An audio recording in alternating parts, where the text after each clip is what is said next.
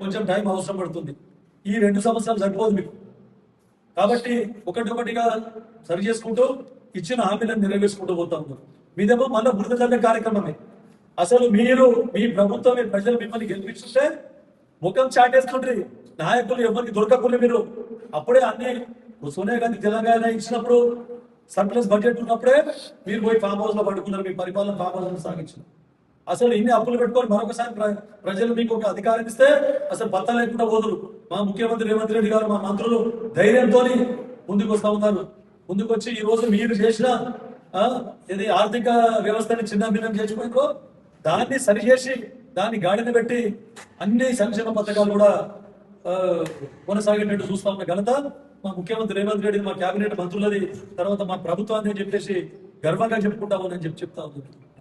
తర్వాత రోడ్ల గురించి వీడియోలు పెట్టిస్తా ఉన్నారు. మీరు డబ్బులు ఇచ్చి వీడియోలను హైర్ చేసి వాళ్ళకి డబ్బులు ఇచ్చి మరి మా ప్రభుత్వ ప్రతిష్ట దిగజార్చే విధంగా, నా ప్రతిష్ట దిగజార్చే విధంగా డబ్బులు ఇచ్చి వీడియోలు పెట్టిస్తా ఉన్నారు యూట్యూబ్లలో.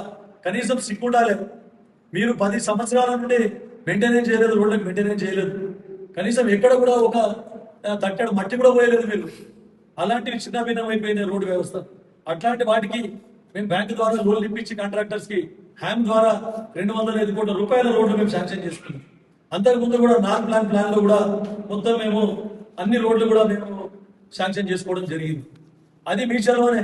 కాంట్రాక్టర్లు బిల్లు వస్తలేవని ముందుకు రావట్లేదు. అయినా మీ హయాంలో చేసిన కాంట్రాక్టర్లకి నేను బిల్లు ఇప్పించి వారికి రిక్వెస్ట్ చేసి పని చేయించుకుంటున్నా. కావాలంటే ప్రూఫ్ తో సహా ఇప్పిస్తా. మీ హయాంలో చేసిన పనులకు బిల్లులు మేము ఇప్పిస్తా ఉన్నా. కావాలంటే ఆ కాంట్రాక్టర్లని మీరు తెలుసుకోండి అని చెప్పి చెప్తా ఉన్నాను. అవి కూడా వస్తే దగ్గరకు వస్తుంది. ఒక సంవత్సరం, ఇంకొకటి 2 సంవత్సరం కానీ. ఎందుకంటే మొన్ననే టెండర్ అయింది, తర్వాత అగ్రిమెంట్ స్టేజ్ లో ఉన్నాయి. వాటిని కూడా కొంచెము మనం తొందరగా వర్క్ స్టార్ట్ చేయమని చెప్పేసి కూడా మా ముఖ్యమంత్రి గారు, అందరూ కోమటిరెడ్డి వెంకటరెడ్డి గారు అందరి మీద ఒత్తిడి తీసుకొని వస్తా ఉన్నాం. కాబట్టి టైం పడుతుంది.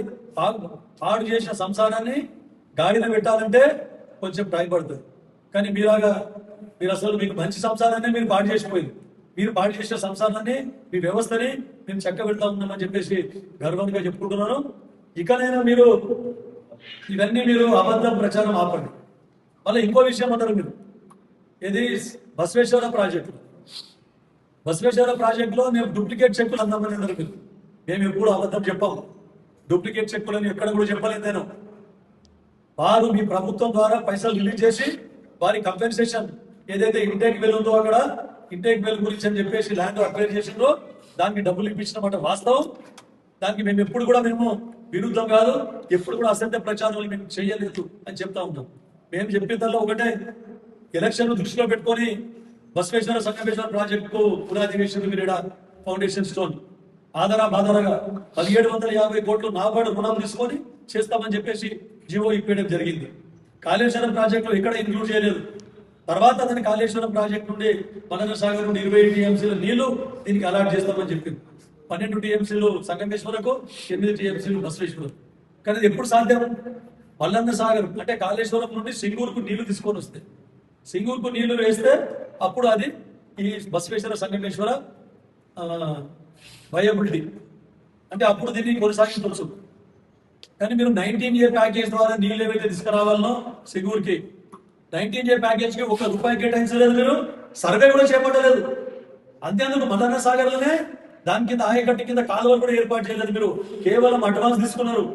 2 టీఎంసీలు నీరు కాక 3వ టీఎంసీ కూడా మొత్తం 20,000 కోట్ల రూపాయలు అడ్వాన్స్ డ్రా చేసుకొని కొనగొట్టుకొని పోయింది. మీరు 3వ టీఎంసీకి సెంట్రల్ గవర్నమెంట్ క్లియరెన్స్ రాకుండా కూడా 3వ టీఎంసీ పనులు చేపట్టి మొత్తం వ్యవస్థను తెలంగాణ రాష్ట్రాన్ని ఆర్థిక